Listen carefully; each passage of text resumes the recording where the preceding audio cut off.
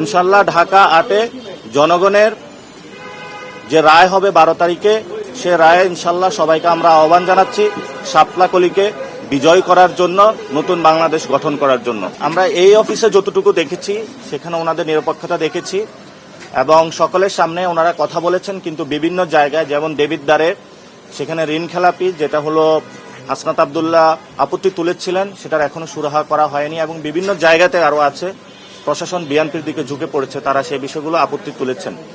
আমরা এই পর্যন্ত এখানে আপত্তি পাইনি। আমরা মনে করি ঢাকা 8-এ পলিসি বেসড একটি সুষ্ঠু ইলেকশন হবে, এখানে পেশি শক্তির কোনো মহড়া হবে না, মাফিয়াতন্ত্র কায়েম হবে না। আমরা এখনো পরিস্থিতি যেটা দেখছি সেটাতে আমরা মনে করি নিরাপত্তার ঘাটতি রয়েছে, অর্থাৎ নিরাপত্তা নিয়ে আমরা শঙ্কিত রয়েছি এবং আমাদের যারা আমাদের সাথে কাজ করছেন তারাও নিরাপত্তা নিয়ে শঙ্কিত রয়েছেন। কিন্তু প্রশাসনের দিক থেকে যদি ওনারা আরো অ্যাক্টিভ হন, আমরা আশা করি ঢাকা 8-এ একটি সুষ্ঠু ইলেকশন করা সম্ভব বলে আশা সবার উপরে বিশ্বাস রাখি। আর জামায়াত ইসলামের বিভিন্ন জায়গায় তারা প্রার্থিতা দিয়েছেন, ইসলামী আন্দোলনও দিয়েছেন। আমাদের আজকে প্রিলিমিনারি একটি মিটিং রয়েছে কেন্দ্রীয়ভাবে, আশা করি যে কালকে মনোনয়নের যে যাচাই বাছাই এটা কালকেও চলবে। তো সেই ক্ষেত্রে 5 তারিখ পর্যন্ত আমরা আশা করি আমাদের এই বিষয়গুলো সমস্যার সমাধান হয়ে যাবে। ওনাদের যে মনোনয়ন ফর্মগুলো টিকবেন, আমাদের যেগুলো টিকবে, সেগুলো নিয়ে আমরা একটি সুন্দর যাত্রা করে সরকার গঠনের দিকে যেতে পারবো আশা করি। কাল আমরা 47টা দিয়েছিলাম, এর মধ্যে একটি অ্যাকসেপ্টেড হয়নি, ওনার একটু সময় লেট হয়ে গিয়েছিল, বাকিগুলো অ্যাকসেপ্টেড হয়েছে।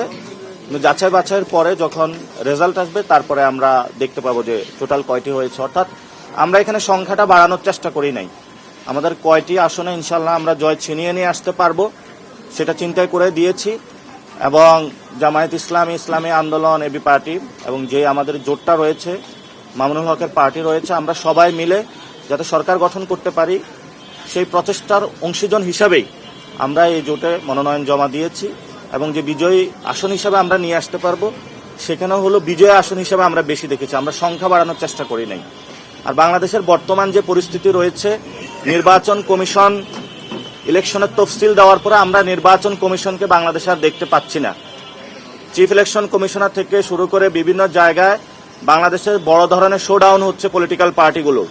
আমরা সে বিষয়ে নির্বাচন কমিশনকে আহ্বান জানাবো, যদি আপনি দায়িত্ব পালনে কোথাও অপারগতা দেখেন বা কোথাও থেকে প্রেশার ফিল করেন, জনগণের সামনে আসুন, জনগণকে চেহারা দেখান। এই যে 2 দিন যাচাই বাছাই প্রক্রিয়া চলতেছে, আমরা এই ধরনের নির্বাচন কমিশন থেকে একটি স্টেটমেন্টও দেখি নাই এবং গত 1 সপ্তাহে যে বাংলাদেশে ছবির মহড়া হলো, পোস্টারের মহড়া হলো, সেই বিষয়ে নির্বাচন কমিশনের কোনো পদক্ষেপ আমরা দেখি নাই। বরঞ্চ একজন কমিশনার নিজ থেকে আগ বাড়িয়ে কথা বলেছেন যে নির্বাচন কমিশনের যে বিধিবিধান দিয়েছে সেগুলোর ভায়োলেশন হচ্ছে না। আমরা মনে করি এই ধরনের দলকানা নির্বাচন কমিশনার তাদের লজ্জা শরম থাকা উচিত এবং অতি দ্রুত তাদের পদত্যাগ করা। যেমন আজকে আমরা দেখলাম যে জাতীয় পার্টির প্রার্থী রয়েছে, পুরো বাংলাদেশে জাতীয় পার্টি প্রার্থী দিচ্ছে, এটা আমাদের একটা অস্বস্তির জায়গা রয়েছে। সাথে সাথে আমরা ব্রিটিশ কলোনিয়াল পিরিয়ডে যেই ধরনের ব্যবস্থাগুলো দেখেছি, কাগজপত্রের আমলাতান্ত্রিক জটিলতা, সেগুলো আমরা দেখেছি।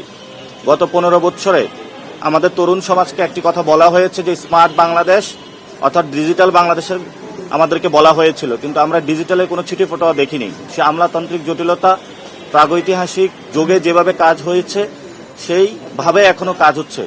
আমরা আশা করব ভবিষ্যৎ যারা সরকারে আসবে এবং আমাদের যে নেতৃত্বাধীন যে জোট রয়েছে, সকলে আমরা মিলিয়ে একটি ডিজিটাল বাংলাদেশ উপহার দিব, যাতে এই ধরনের আমলাতান্ত্রিক জটিলতা না থাকে। ফখরুদ্দিন পাটোয়ারী ঢাকা 8-এর জন্য যে মনোনয়ন দাখিল করেছিলেন তা অ্যাকসেপ্টেড হয়েছে। আমরা আল্লাহর দরবারে শুকরিয়া আদায় করি যে আমরা একটি গণতান্ত্রিক পথে উত্তরণ করতে যাচ্ছি। আমরা আশা করি যে ফেব্রুয়ারিতে 12 তারিখে যে ইলেকশনটা হবে এটা সুষ্ঠুভাবে অনুষ্ঠিত হবে। তবে আমাদের কিছু অস্বস্তির জায়গা রয়েছে।